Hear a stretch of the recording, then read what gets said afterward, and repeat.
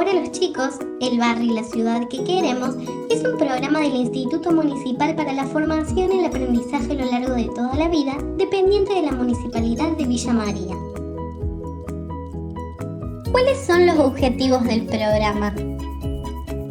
El programa Ahora los chicos se basa en una ordenanza municipal creada para tal fin en el año 2008.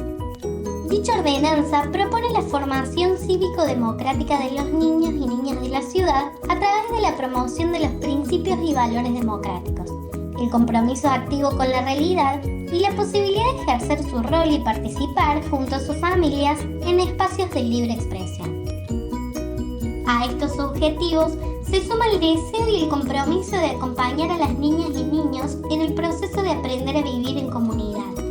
Este compromiso se encuadra dentro de la denominación UNESCO que la ciudad recibió en el año 2017 como ciudad que propicia el aprendizaje a lo largo de toda la vida.